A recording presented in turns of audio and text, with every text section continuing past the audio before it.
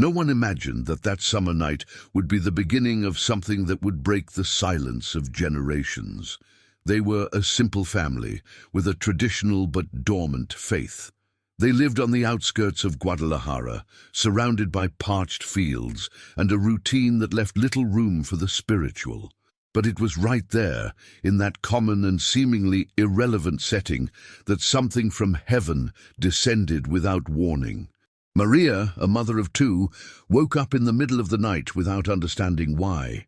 The silence of the house was intact, but something in her chest burned. It was like an invisible urgency. She walked barefoot to the living room, thinking it was anxiety, exhaustion, or perhaps a bad dream. But when she sat down on the sofa, she felt it. A sweet, firm voice, not coming from outside, but springing from the depths of her soul. Come back to my heart before it's too late. There were no images. There was no visible apparition.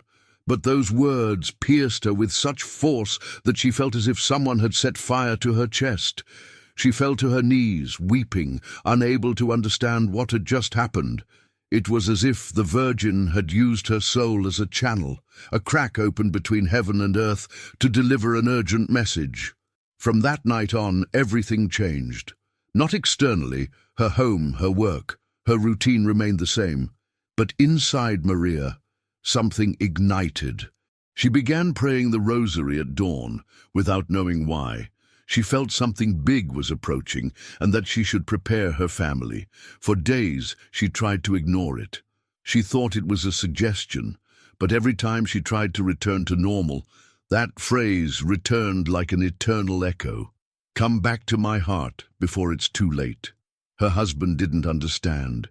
He thought she was going through an emotional time. Her children, teenagers, didn't want to know anything about religion. But she insisted. She placed a small image of the Virgin of Guadalupe at the entrance of her house. She lit a candle for it every day. She began fasting on Fridays. No one told her to. There was no manual. It was as if her soul was remembering something she had forgotten. And in the midst of that silence, she began to receive dreams, one after another, dreams in which she saw crowds in the streets praying. Other times, she saw dark skies as if something were blocking the light. But the most shocking happened one morning on December 12th. Maria dreamed she was standing in front of Tepeyac Hill, but the landscape was desert-like, dry, almost unrecognizable. Suddenly, she heard a woman's cry. It was a deep cry that made the earth tremble, and then she saw her. It was the Virgin dressed in black, her face covered in tears that seemed like liquid crystal. Mexico has forgotten my calling, she told her, and many of my children are asleep in the midst of danger. When she awoke, her heart was beating like a drum. She knew this dream was not a product of her imagination. Something real had been shown to her. Something she urgently needed to share. But when she tried to tell her neighbors or relatives, she was met with ridicule, indifference, and silence. We're not in a time of miracles, they told her. It's probably just stress.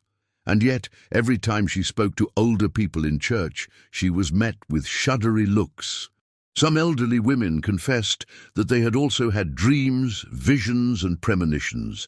It was as if something invisible was awakening several people at once, something that was moving rapidly, like a spiritual river silently overflowing. That's when she began to investigate.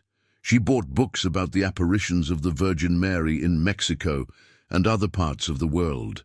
She discovered forgotten messages from La Salette, Fatima, Akita, and Garabandal. But what struck her most was what she found in her own land. Prophecies attributed to Saint Juan Diego, undisclosed messages that spoke of a Mexico that would be tested by fire, but that would also play a decisive role in the end times. She found a phrase that took her breath away. From this land will emerge the flame that will illuminate the final return to my son. No one spoke about it. It was like a buried secret.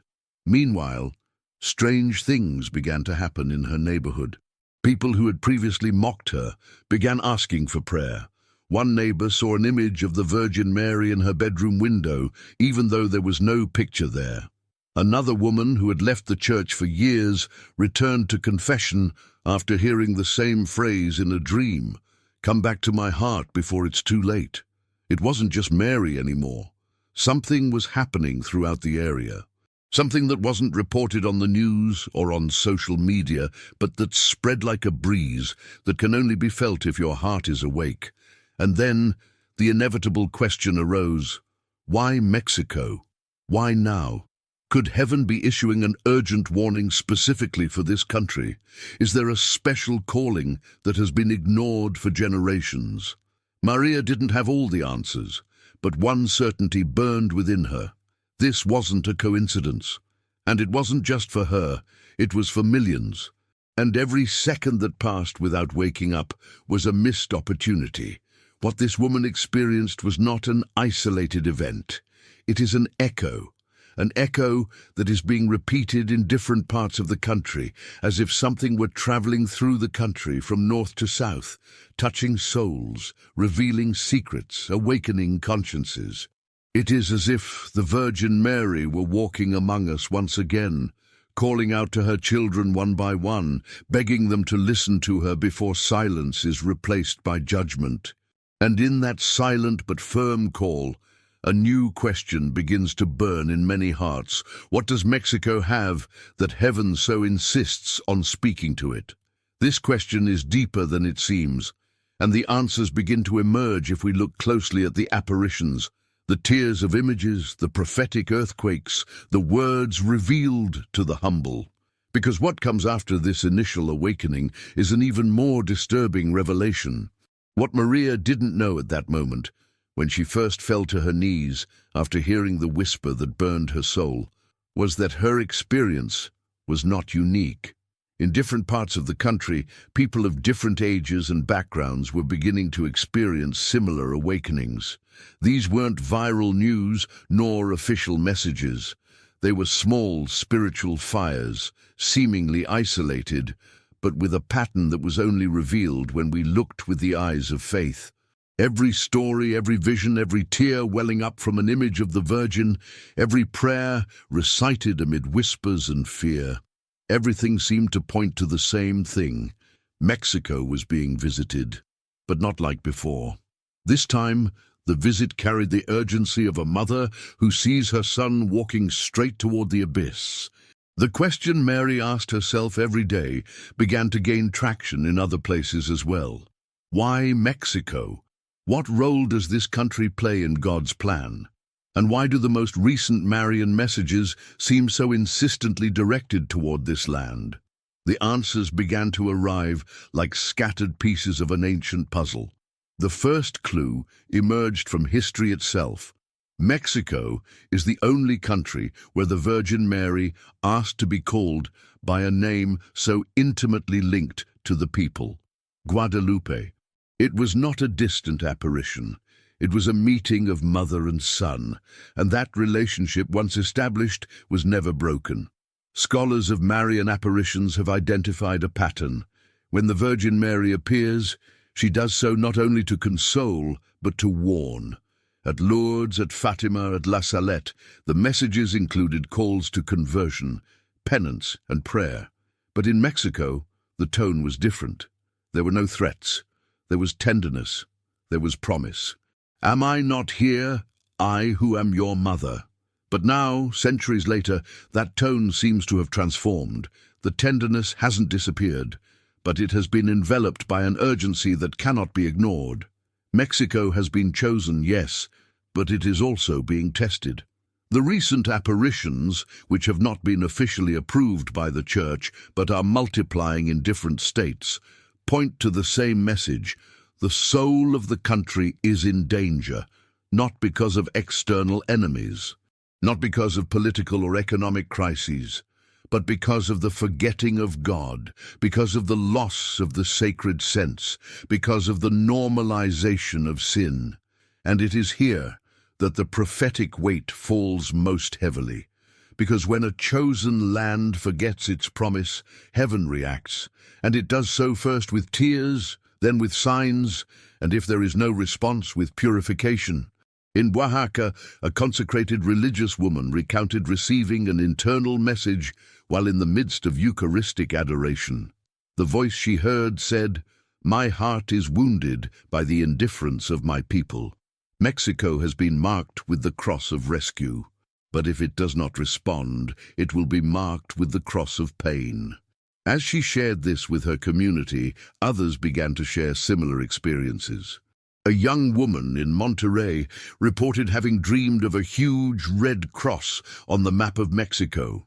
In her dream, the cross began to bleed from north to south. She didn't understand the meaning, but upon awakening, she felt the need to fast for her country.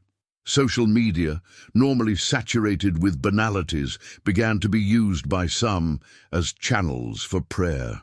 Initiatives like Rosary for Mexico, Fasting for Peace, and Marian Vigils emerged spontaneously. They had no institutional backing. They didn't seek likes or monetization. They were cries from the soul, and many of those cries were born from personal experiences that bore the same hallmark. Something is approaching, something that cannot be explained with human logic, but that the soul senses.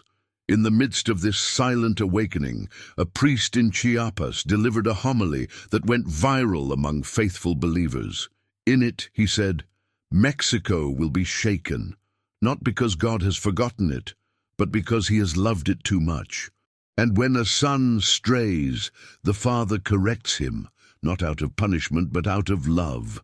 That phrase stirred the hearts of many, because finally someone was putting into words what they felt without being able to explain, a mixture of fear and hope, of judgment and mercy.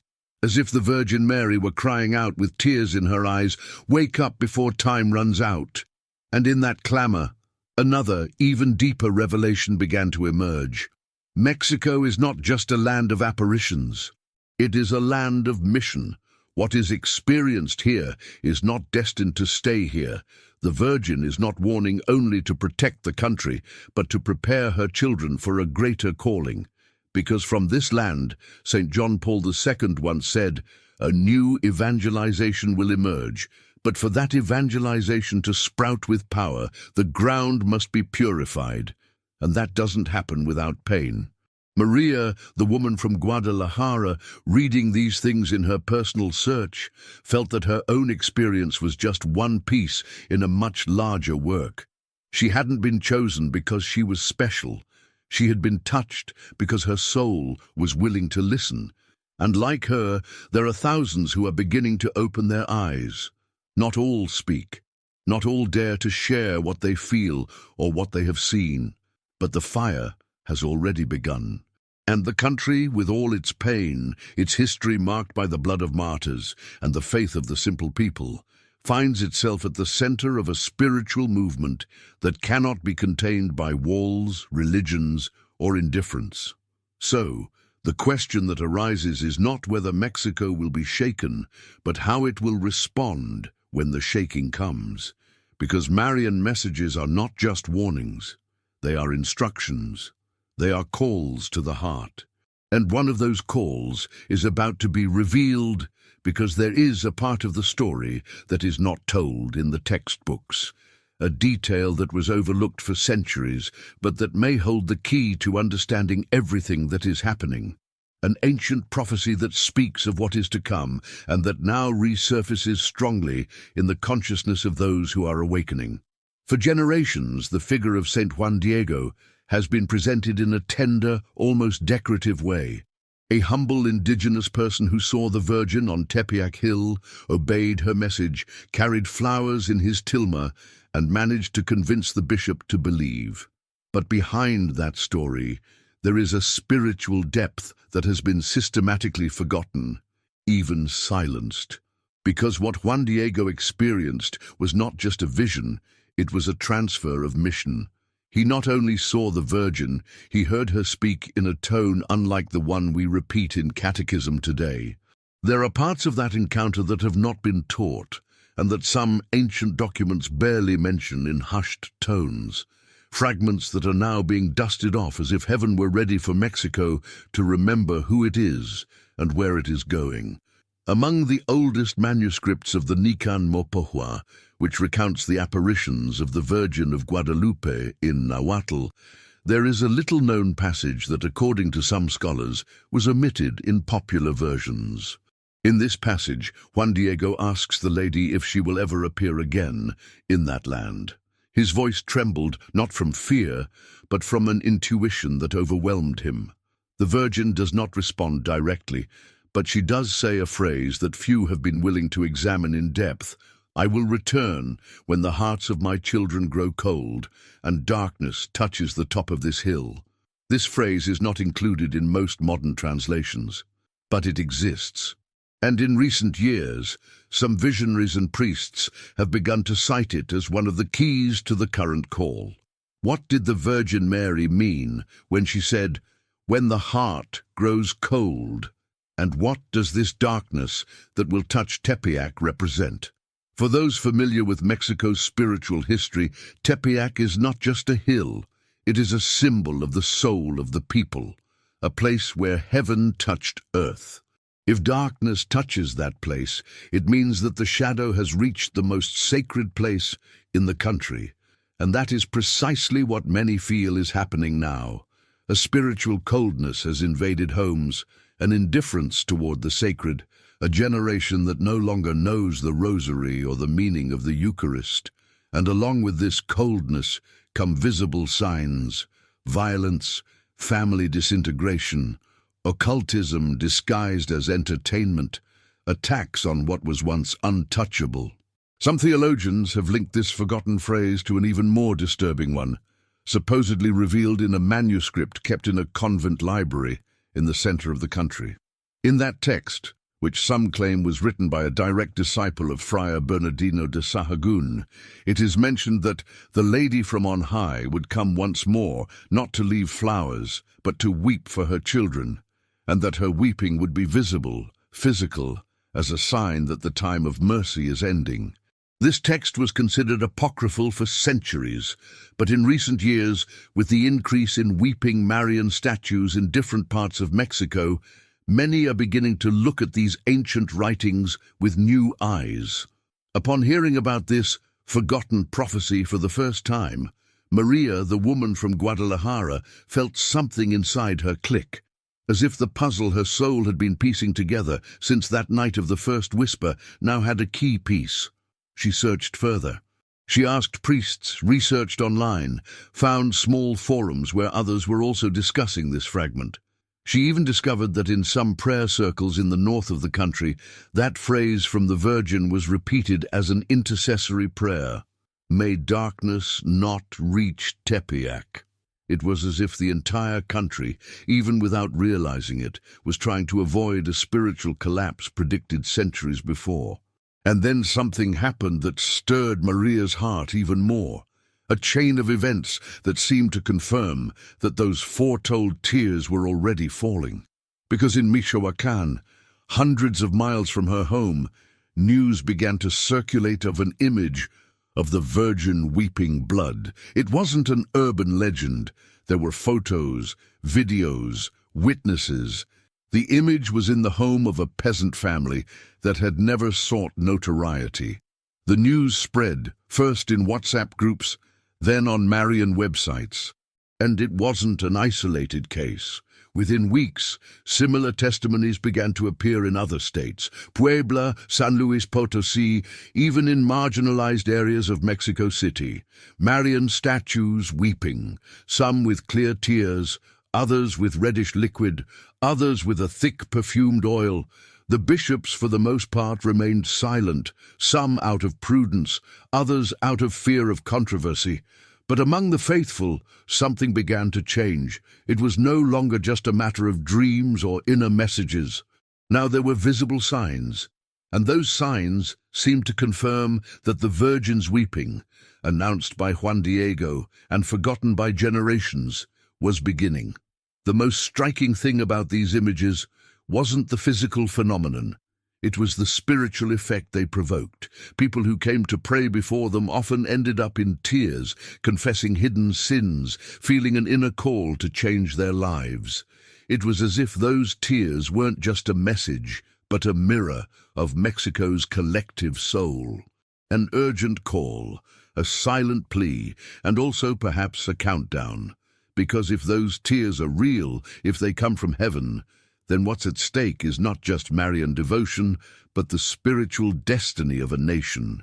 And Juan Diego's forgotten prophecy becomes a beacon for understanding our current times.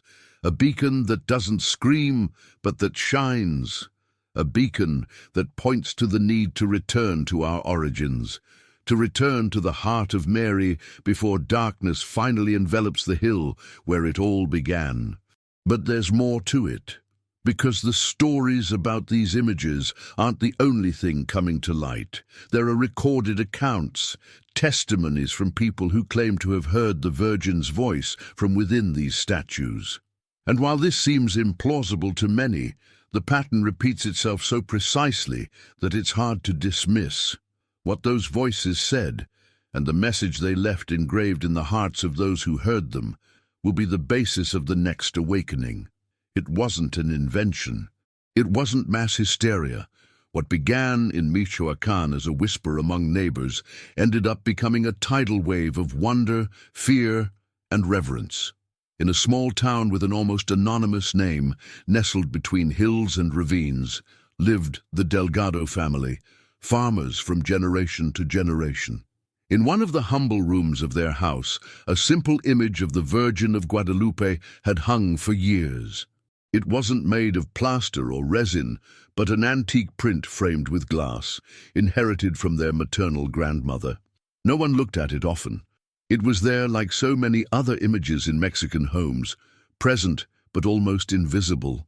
Until one morning, the youngest daughter, Lucia, barely 10 years old, cried out in a broken voice as she got ready for school. "Mom, the Virgin is crying!" At first, her mother thought it was a smudge on the glass, or perhaps moisture from the change in weather.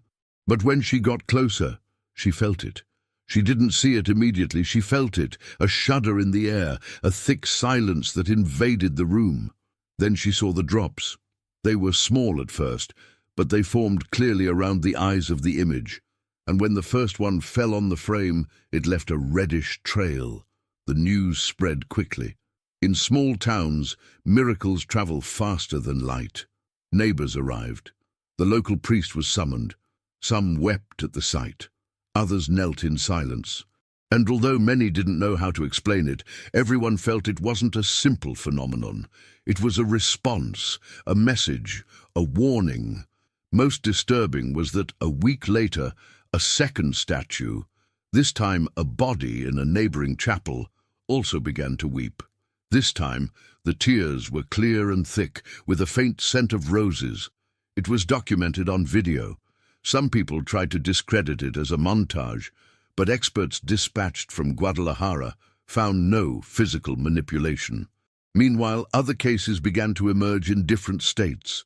In a church in Puebla, a statue of the Virgin of Fatima shed tears the night a rosary was being prayed for victims of violence. In Mexico City, a family reported that an image of Mary, Help of Christians, was oozing oil from its hands. And then a pattern began to emerge. Tears always flowed in places where the pain was deep. Regions marked by violence, disappearances, extreme poverty, or loss of faith. As if the mother's heart were weeping from within the wounds of her people, as if those tears weren't made of plaster or paper, but a real extension of her spiritual presence. And those who witnessed the events, even if they had no theological training, knew deep down that something was being said without words. In one of the most moving cases, an elderly woman named Estela, in the state of Guerrero, testified that while praying before a weeping image, she heard a voice say, "Tell them they are forgetting my son. Time is running out. Heaven is about to close." She burst into tears. No one else heard the voice. But since then, she has come every day to that small chapel where the number of pilgrims continues to grow. What was once an empty church has now been transformed into a place of silent conversion.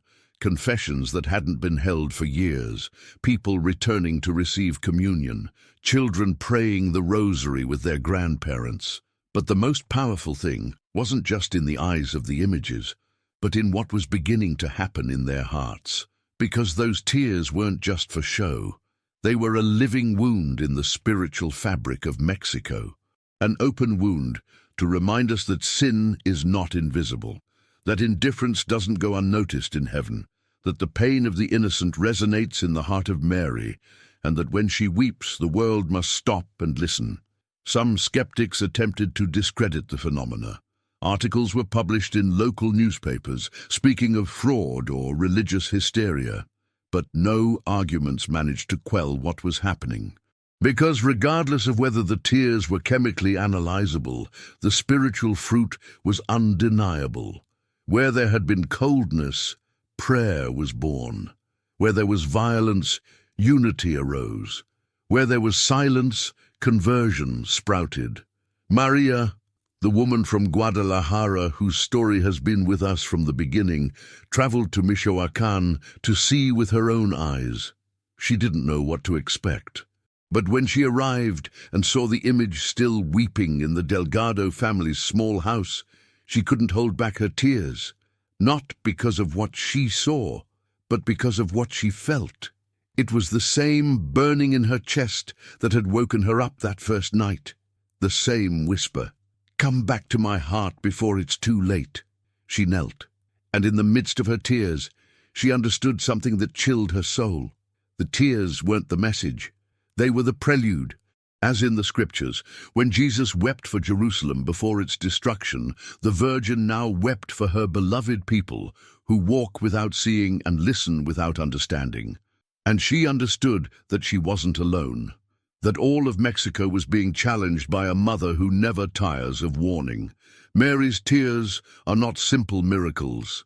They are bells that ring before the storm, calls to wake up, warnings that, if not taken seriously, will become cries of warning in the midst of judgment. And what is coming, what is about to be revealed in the coming days, has the power to change the spiritual destiny of an entire continent, because according to some visionaries, those tears will stop the day darkness begins to descend upon the country, and there are those who claim that day is closer than we imagine. Veracruz, land of the sea, of stories told over hot coffee and misty dawns. There, in a small fishing village forgotten by tourism and government promises, something happened that split the routine in two. It was Sunday. The church bells had already rung for the first Mass, but a 9-year-old girl hadn't gotten up as usual. Her name was April, and although she was always the first to jump out of bed to accompany her grandmother to the temple, that morning she lay motionless, her eyes open, staring at the wall, as if she saw something the others couldn't see. Her mother found her in that state, mute, her face pale. She tried to talk to her, to move her, but April didn't react, until, in a very soft voice, she said, "She's crying. She's crying again," and the sky turned black. No one understood what she meant. They thought she was sick, that she'd had a nightmare, but when they managed to calm her, she asked for a notebook and began to draw. What she traced with her small hands left everyone speechless. An image of the Virgin, with tears falling like rivers, and behind her a map of Mexico covered by a dark cloud that seemed to move slowly from north to south. The drawing reached the hands of the village priest, Father Ephraim, who felt a pang in his heart upon seeing it. "This isn't just any drawing," he said. "This girl has seen something." Rumors began to circulate. Some said the girl had been having visions since she was little. Others claimed she had been chosen by the Virgin. But April's family was humble, without deep religious knowledge, with no interest in the limelight. All they knew was that their daughter didn't just talk for the sake of it. That same week, April had another experience, this time while she was sleeping. Upon awakening, she recounted in detail what she had seen. The Virgin Mary was standing in front of a mountain. She was wearing a white tunic, but her feet were stained with blood. She looked at me and told me that many mothers are crying because their children don't pray, that many children no longer know how to say the name of Jesus, and that if we don't all pray together, a darkness will come that will extinguish the lights in many homes. The adults listened in astonishment. This wasn't the language of a girl her age, even less so in a community where faith was more tradition than conviction. But what happened next transformed skepticism into reverent fear. One night, while the family was sleeping, a bright light flooded April's room. Upon entering, her mother smelled a scent of roses she'd never smelled before, and there, on the dresser, was the small statue of the Virgin of Guadalupe, which had belonged to her great-grandmother, with drops of water under its eyes. The news spread like wildfire. People began arriving from nearby villages. They wanted to see the girl. They wanted to touch the image. They wanted to understand. But the most shocking thing wasn't what they saw, but what they felt. Many, upon entering the humble house, felt a warmth in their chests, a heaviness in their hearts. Some fell to their knees without knowing why. Others began to cry. An elderly woman, who had abandoned the faith decades before, confessed right there between sobs. It was Father Ephraim, who, seeing what was happening, decided to convert the house into a small, temporary oratory. What was happening with Abril began to spread across states. A group of missionaries visited her and claimed to have felt an unmistakable presence in her prayer. A seminarian who heard her speak said, "It's not the voice of a child. It's as if heaven were speaking through her." But beyond the testimonies, what truly shook the community was the radical change that occurred. Families who had never prayed before began gathering every night for the rosary. Prayer groups were formed in schools. And Sunday Mass, once empty, began to fill up even on weekdays. But April's message wasn't just one of consolation. There was a clear warning. In another vision, she said the Virgin Mary showed her 3 lit candles, and then a hand extinguishing them one by one. She told me that if we don't pray, those candles will go out in many homes, and those homes will be left cold and alone. Father Ephraim understood it to be a spiritual reference. Faith, hope, and love were slowly fading away in homes, and only a sincere return to prayer could prevent it. In an informal interview recorded by a nun, April said a phrase that went viral in Catholic circles. "The Virgin is not sad about what the world does, but about what her children have failed to do." That phrase touched souls because it exposed something profound. It is not only the sin of the world that wounds heaven, but the lukewarmness of those who claim to believe and do not live what they profess. And that revelation came not from a theologian or a preacher, but from a 9-year-old girl with a pure heart. What makes this story even more shocking is what happened days later. April began speaking more frequently during the rosary prayer. Not as if she were preaching, but as if responding to someone invisible. She spoke short phrases, as if listening to instructions. Some people began writing them down. Among them, "Dark days are coming. But if a candle of faith is lit in every home, you will not be afraid. The enemy will enter through the screens if you do not close the eyes of your soul. There are angels standing on the rooftops awaiting the order to protect." All of this, although shocking, could still be interpreted as popular fervor or heightened Marian devotion. But a final event unleashed a new wave of conversion. One night, while the people were praying together in a vigil, the sky was covered with a thick cloud, although there was no forecast of rain. And from that cloud, 3 lights descended for a few seconds. Some thought it was a meteorological phenomenon. Others thought they saw figures. The truth is that after that event, April stopped speaking for 3 days. On the 4th day, she said in a clear voice, "He is coming. And he will come first to those who still pray. We must prepare our hearts. What this girl saw, what she announced, and what it sparked in her community was not the end, it was the beginning, because what is spreading like sacred fire throughout Mexico is not just devotion, it is a silent preparation for a spiritual battle of unprecedented proportions. And according to the messages Abril and others have begun to receive, that battle has a name: the darkness that is coming. The echo of Abril's words still resonated in the Veracruz community, as if the air itself had remembered each phrase. "Dark days are coming," she had said, and although her voice was soft, her message pierced souls like an invisible sword. Many thought in metaphors. Others wondered if these were difficult times, economic crises, social violence.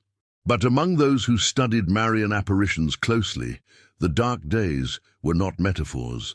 They were a specific prophecy, ancient, feared, and for some, imminent. For more than a century, mystics, saints, and visionaries have spoken of the so-called 3 days of darkness, a time of physical and spiritual darkness that would cover the earth like a veil of divine judgment. The best-known revelations come from figures such as Blessed Anna Maria Taigi, Sister Elena Aiello, and more recently, messages attributed to the Virgin Mary in Garabandal and Medjugorje.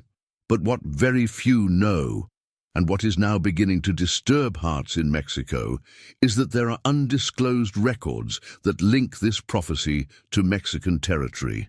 A retired priest in San Luis Potosí, Father Ramiro, kept in his personal archive a manuscript from the late 19th century, signed by an anonymous Franciscan friar. It recounts a prophetic dream. "And I saw the sun set in broad daylight, and the stars cease to shine. And I heard a voice from the south say, 'Prepare my children in the land of promise, for when the light goes out, those who are with me will not fear.'" For years, this writing was ignored, dismissed as apocalyptic or symbolic. But today, it resonates with a disturbing clarity. Is Mexico that land of promise? Is this where preparation should begin? According to some contemporary visionaries, yes. One of them, a consecrated woman living in the center of the country and who remains anonymous out of obedience to her confessor, claims that the Virgin Mary recently revealed to her that the 3 days of darkness will begin without warning on an ordinary afternoon, that the sun will be set without scientific explanation, that it will be the moment when lukewarm hearts will face the truth. Those who mocked will weep, those who ignored will tremble, but those who believed will have peace in the midst of chaos, the message says. These 3 days, according to the revelations, will not only be of external darkness, they will also be an internal mirror. Each soul will see its spiritual state. This will be a final global warning, but with a special impact on the nations consecrated to the Virgin. And Mexico, which was sealed with her image from Tepeyac, will be tested in its fidelity. Therefore, the Virgin is not appearing only to console. She is warning, she is preparing, she is instructing with details. It has been said that during the 3 days, doors and windows must remain closed, that one must not look outside, that only blessed candles will give light, that those who pray the rosary will be under special protection, and that demons, unleashed for a brief time, will cry out in familiar voices to tempt those who inhabit the houses. Fiction, extreme mysticism, or the echo of a warning that has already begun to silently manifest itself. Because if all this were nothing more than an invention, how can we explain the fact that so many people in different parts of the country who don't know each other have had similar visions? How can we justify the fact that children, older adults, priests, and lay people describe dreams where the sky turns black, clocks stop, and a voice is heard saying, "Kneel down and do not be afraid"? After decades of pastoral service, Father Ramiro confesses that he has never seen such a spiritual convergence in his life. And he is convinced that Mexico has a mission in all this, to be a beacon in the midst of darkness. The Virgin Mary, many claim, has been insistently asking for preparation, but not a preparation based on fear, but on conversion. It's not about accumulating candles or holy water as if they were amulets. It's about preparing the heart, of reconciliation, of praying sincerely, of leaving sin behind. Because the 3 days will not be the end of the world, but the beginning of a new time for those who are ready. And here an even more striking detail appears. According to messages received by some Mexican consecrated people, the sign that will precede the days of darkness will be given from the Mexican sky. Some have seen in dreams a great glow crossing the firmament, followed by an earthquake. Others speak of a total eclipse, without scientific explanation, that will cover the country first. And more than one has claimed that the Virgin will manifest herself with a final visible apparition before the first day, to bring comfort to the righteous. Maria, the woman from Guadalajara, began distributing blessed candles in her neighborhood. But she didn't do it like a fanatic. She did it like someone who had received a commission. She taught children how to pray. She invited women to confession. She spoke gently, but with a firmness that wasn't her own, and deep down, she felt like the countdown had already begun. She didn't know the day or the hour, but she knew everything was pointing toward the same outcome, a night where the world would stop, and only those who had guarded their inner light would be able to remain standing. Now the tears of the images, the visions of the children, the messages of the Virgin, the forgotten words of Juan Diego, everything was beginning to make sense. It was all part of a larger plan, a divine pedagogy, a maternal preparation. Because the Virgin doesn't come to scare, she comes to awaken. She comes to gather her children before the wind begins to blow strongly. And what many are beginning to see with awe and holy fear is that the physical signs are already here. That the earth is shaking, that the sky is shaking, that creation itself is announcing what is coming. There is no heavenly prophecy that is not preceded by signs on earth. Since biblical times, physical signs have served as bells from heaven, warning men that something is about to break. And what is happening in Mexico, silently for some, but thunderously for those who know how to look, is a chain of events that cannot be reduced to simple coincidences. The Virgin has spoken of darkness, of conversion, of spiritual battle, but the earth has also begun to speak. And its language isn't symbolic, it's heartbreaking. In the last 2 years, the number of earthquakes recorded in Mexico has exceeded historical averages. Although geophysics experts attribute this to the shifting of tectonic plates, there is one disturbing detail. The epicenters coincide with areas where Marian manifestations have occurred or where images have wept. In Michoacán, days after the image of the Virgin shed tears of blood, a tremor was felt that, although it caused no visible damage, was perceived as a warning. In Puebla, during a procession of redress, the ground trembled slightly just as the Blessed Sacrament was raised. And in Oaxaca, an earthquake struck in the early morning, following a Marian vigil dedicated to the Immaculate Heart. But earthquakes aren't the only thing happening. The sky has begun to manifest itself with unusual signs. Lights moving in a cross formation, luminous trails appearing on clear nights. One phenomenon recorded by farmers in Querétaro showed a glow that crossed the sky in complete silence, forming what looked like a moving rosary. No one could explain the event. The media didn't cover it, but hundreds saw it, and among them several people claimed to have felt a call to prostrate themselves, as if their soul recognized that something supernatural was happening.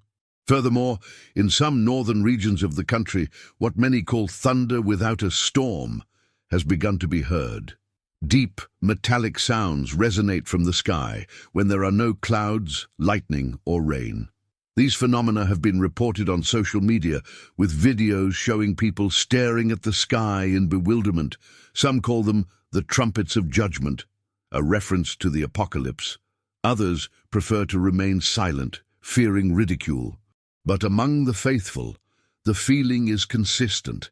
Heaven is trying to say something. In the south, once fertile areas are beginning to dry up, unrelated to agriculture. Crops are failing, the rains are failing, and the elders, with inherited wisdom, are beginning to repeat phrases unheard of for decades. This is punishment. This is a sign. The Virgin already said this. In Chiapas, an entire community decided to build an open-air altar after, on a moonless night, the sky lit up for seconds with an impossible-to-explain white light.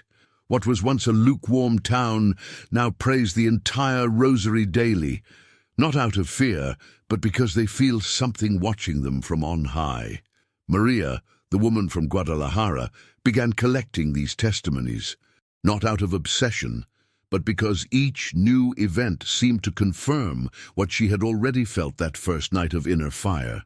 She herself experienced one of those signs. One afternoon, while teaching a group of children to pray in an open chapel, a cloud formed right above them. In the center of the cloud, according to several people present, the silhouette of a veiled woman briefly appeared. It lasted no more than 5 seconds. But it was enough for those present to kneel without a second thought. A little girl cried out, "It's her!" and the chapel filled with tears. These weren't miracles meant to impress. They were signs, warnings, small earthquakes of the soul to awaken sleeping hearts. Because while the world races in the opposite direction to God, heaven is deploying its last resources to call its children. And Mexico, for some reason known only to the Virgin and her Son, has been placed in the spiritual firing line. Here, where a Tilma spoke without words. Here, where faith has withstood centuries of persecution, indifference, and corruption. Here, where the people still pray with tears in their eyes, and as if the natural signs weren't enough, signs also began to appear within the church. Bleeding crosses, consecrated hosts emitting fragrances, inner voices calling for profound conversion.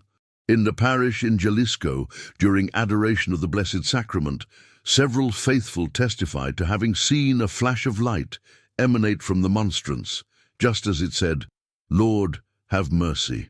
No device captured the phenomenon, but those present, without the need for recording, left the church with a renewed conviction. Something is about to happen, and there is no time to lose. Father Ramiro, already mentioned in previous chapters, has begun to preach forcefully about signs. His most recent homily shook everyone. The ancient prophets were not crazy. The current signs are not coincidental, and the Virgin is not repeating herself for no reason. We are walking on the edge of time, and only those who are clinging to the rosary and consecrated to the Immaculate Heart will know how to withstand what is coming. Every earthquake, every unusual cloud, every flash in the sky is a reminder that the visible is being shaken by the invisible, that the material world is reacting to a spiritual battle already raging in dimensions beyond the human eye's reach. But the soul can intuit. And in that intuition lies the key to what is to come. Because after the visible signs comes the direct call. The voice that will no longer speak through images or tears, but from heart to heart. And according to the most recent messages, that voice is not only that of the Virgin Mary. Saint Michael the Archangel has begun to speak with urgency. He has left specific messages for Mexico, and his presence is being felt by those who live in prayer and fasting. For when the battle reaches its highest point, the general of the heavenly army speaks. When darkness begins to encircle the borders of the earth, and the spiritual battle reaches its boiling point, the voice that resounds is not gentle, it is firm, it is fire, it is a sword.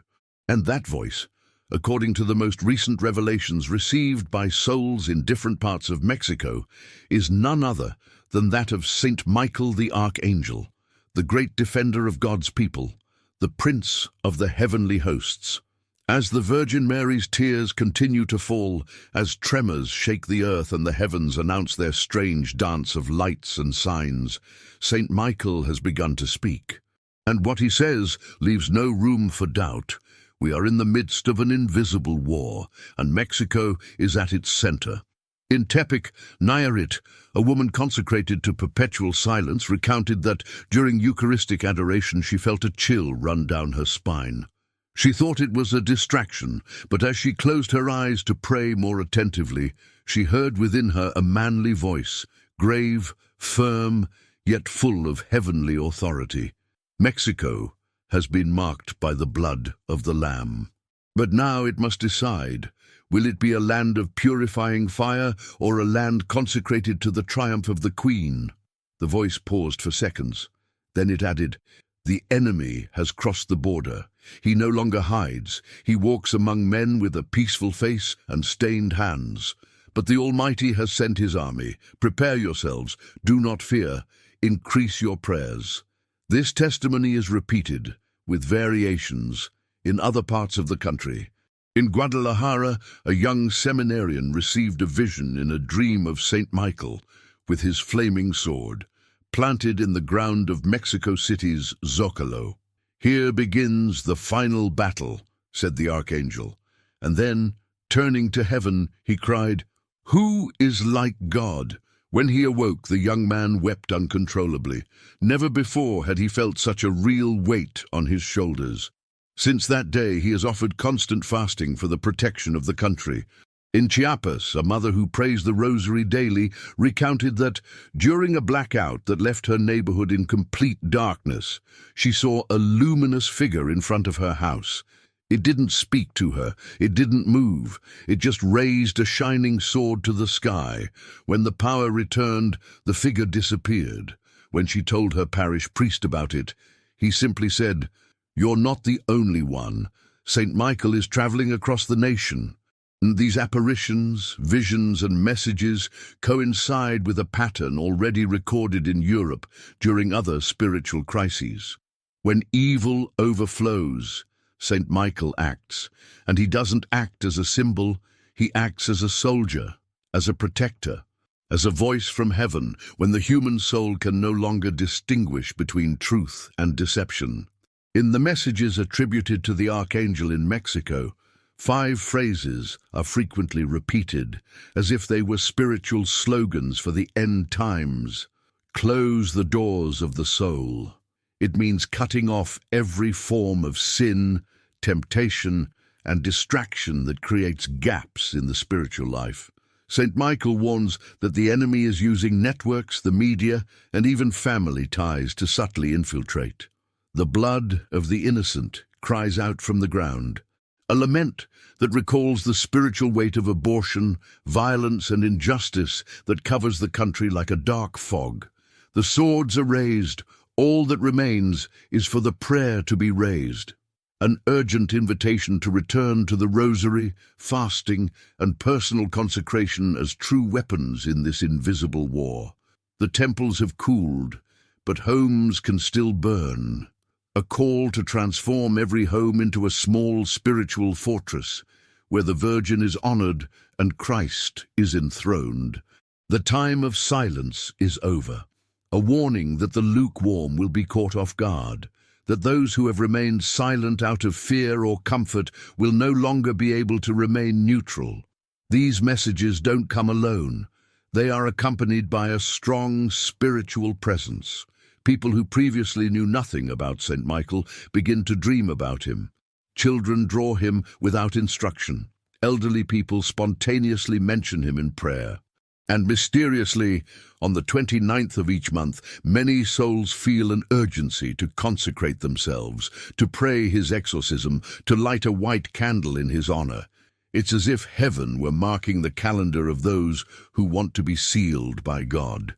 Maria, the woman who has been our guiding light since Guadalajara, began to notice that every time she organized a public rosary, something happened. A breeze swept through the group. A dog lay at the feet of the statue and didn't move. A child said he saw a large angel with golden wings standing next to the cross. She understood she wasn't alone, that someone else was protecting her every step, and as she prayed the St. Michael prayer, she felt a strength that wasn't her own. It was as if her voice joined an army already waging battle in another dimension. The Virgin has wept, she has spoken, she has warned. But now St. Michael has entered the scene with a clarity that cannot be ignored. There is no more time for lukewarmness. There is no more room for indecision. Heaven has placed its strongest warrior in the streets, in the churches, in the homes. And those who have begun to listen to his messages are also being called to a definitive choice, because what is coming will not be easy, and those who are not prepared will be swept away by confusion.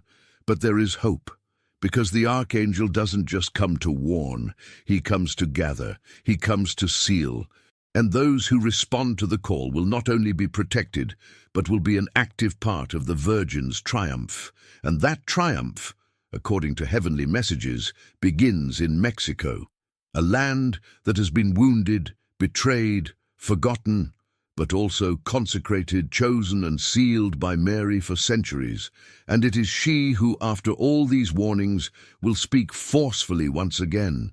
And she will do so not to lament, but to call all her children to urgently return to her immaculate heart. The phrase is repeated over and over again, in dreams, in visions, in profound prayers, in inner voices that come not from the mind, but from the soul. Return to my heart before it is too late. Thus speaks the Virgin Mary, not with shouts, not with thunderous sounds, but with that maternal tone that breaks down the toughest defenses, that disarms pride, that invites without compelling. But this time, the message does not come as a general consolation. This time, it is urgent. This time, it has a clear direction. This time, it is for Mexico. In different parts of the country, from indigenous communities in the mountains to urban areas saturated with noise, a silent movement has begun to be felt. It doesn't appear on the news. It doesn't trend on social media, but it burns like embers beneath the surface. These are people who are awakening. They have lived through inner experiences they can't explain, but which have led them to change their lives. To confess sins harbored for years, to pray with tears, to reconcile with family members, to return to the Eucharist, to consecrate themselves to the Immaculate Heart of Mary. All of this began to intensify after several faithful in different regions began to receive the same call. Mexico, return to my heart before it's too late. A simple phrase, but charged with spiritual depth, because it implies that there was a time when Mexico was already within the heart of the Virgin. A time when faith vibrated in the plazas, homes and schools, when images were not decorations but living presences, when families gathered to pray the rosary without shame. That Mexico exists in the memories of many, and it is that Mexico that she wants to rescue. An elderly woman in Tlaxcala, who had never had any theological training, recounted that while praying alone in her room, she felt a profound peace and heard within herself, "My heart is open, but the door is closing." She didn't understand the exact meaning, but from that day on, she began organizing prayer groups in her neighborhood. Another testimony emerged in Monterrey, where a young man who had abandoned the faith for years returned to communion after dreaming of the Virgin Mary extending her arms and saying, "You can still come back. I don't close the door. You decide whether to enter." What's striking is that these calls aren't directed at the saints or the consecrated. They're reaching out to the distant, to the wounded, to the lukewarm, to those who never thought they were part of a heavenly plan. It's as if heaven were sending its last messengers not to the temples but to the margins, to the bars, to the prisons, to the hospitals, to the broken families. And the phrase is always the same, like an eternal echo, "Return to my heart before it's too late." And that call, so clear, so intimate, has begun to trigger a chain reaction. Priests who once celebrated routinely now preach with fire. Sisters who lived in hiding now prophesy with tears. Parents who were tied to alcohol or infidelity now build home altars with the Virgin at the center. Children who barely knew how to pray the Our Father now repeat it fervently upon waking. The heart of Mexico is beating differently. And it's not because of politics, economics, or spectacle. It's because a mother is calling out to it with sacred desperation. And that mother knows the pain of every corner of this nation. She has walked its streets. She has cried in its empty churches. She has embraced mothers burying their children. She has cried with abandoned children, and she has prayed for priests who have lost their fire. Her heart does not judge. It does not condemn. But it can no longer wait. Maria, the woman from Guadalajara whose story has been with us since the beginning, organized a vigil in her community. She didn't know how many would come. She invited everyone without pressure. She simply said, "The Virgin is calling us, and if we don't respond now, perhaps it will be too late later." That night, more than 200 people arrived, candles in their hands. There was no music, no lights, just silence, prayer, and an image of the Virgin that seemed to radiate an inexplicable warmth. A young former drug addict cried throughout the rosary. A woman hugged her mother for the first time in 10 years. And when it was over, everyone felt the same. This was the place they were meant to be. And this is happening in many places. Spontaneous rosaries in public squares. Processions that spring up without planning. People kneeling in the middle of the market upon hearing a Marian song. Something is awakening. It's not emotionalism. It's not fanaticism. It's a spiritual response to a spiritual call. And those who hear it cannot ignore it. Because the message is clear. The door is open, but it won't be open forever. The heart of the Virgin is a refuge, a consolation, a strength. But it's also a sign. It's a banner. And whoever doesn't enter now could be left outside when darkness comes. She doesn't say this with threat. She says it with love, but a love that can no longer be ignored. And the sign that this call is real is not only in the wonders, nor in the dreams, nor in the testimonies. It is in the fruit, in the conversions, in the inexplicable peace, in the reconciliation of families, in the tears that cleanse the soul, in the profound desire to return to the essential. Because when Mary calls, there is no heart that does not tremble. And when she opens her heart, no hell can stop what heaven has decreed. But there is one last message, one that cannot wait, because although many are already responding, others are still sleeping. And for them, the Virgin has a final announcement. One that will not be spoken in dreams, but will be revealed with the voice of prophecy, light and fire. Because time is running out. And what comes next will be decisive. The silence of heaven is never indifference. It is waiting, it is mercy on pause. And when that silence is broken, it is because there is no more time. This is what Our Lady has said in the latest messages that have begun to circulate with a distinct urgency, as if each word carried the force of an invisible trumpet. Mexico, after decades of spiritual lukewarmness, is hearing a final warning. And that warning is not a threat. It is a desperate cry of love.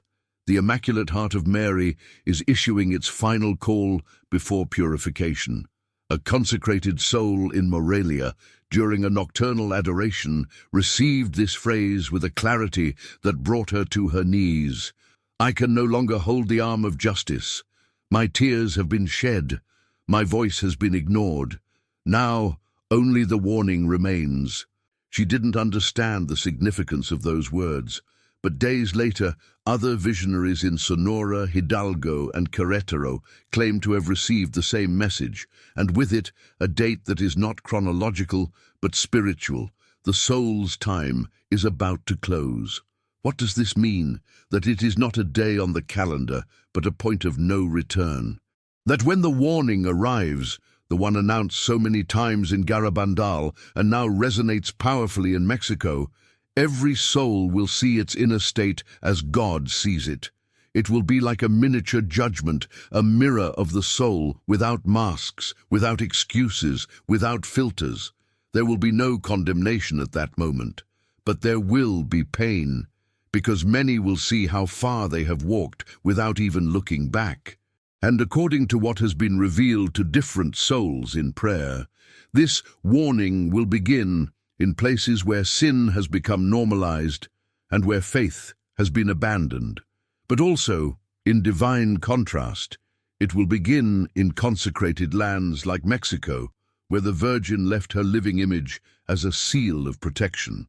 This country, marked by the blood of martyrs and the faith of the simple people, will be a land of shaking and also of renewal.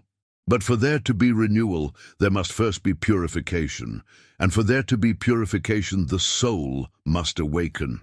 Our Lady has said clearly, "Many of my children believe that time is infinite, but it is not. The soul that falls asleep today may not wake up tomorrow. Do not wait for punishment. Return out of love, not out of fear." This phrase has transformed hearts. It has moved priests who lived in routine to tears. It has lifted up young men who lived in sin. It has brought back women who thought they were beyond salvation. Because Mary does not come to speak of destruction, she comes to speak of decision. And the decision that every Mexican is called to make today is not between religion or indifference. It is between spiritual life or death. Because when the warning comes, it will be like an internal flame, and those who have prepared their souls will experience it as a divine caress. But those who have closed their hearts will feel it like a fire that burns without destroying. Heaven does not want anyone to be lost. That is why the Virgin's final message is not condemnation. It is urgent hope. The call is clear. Consecrate oneself to the Immaculate Heart, living in grace. Pray the Rosary every day. Confess sincerely. Receive the Eucharist with reverence. Avoid everything that contaminates the soul, hatred, impurity, lukewarmness. But above all, open your heart to God's love as if it were your last chance, because it can be. Mary, the woman from Guadalajara, whose life was transformed by a whisper from heaven, now travels the country from town to town with an image of the Virgin in her arms. She doesn't preach, she doesn't impose, she only prays, she only listens, she only repeats the same phrase that woke her that night. Return to my heart before it is too late. And wherever she goes, hearts begin to tremble. Because her presence is not hers, it belongs to the one who sent her.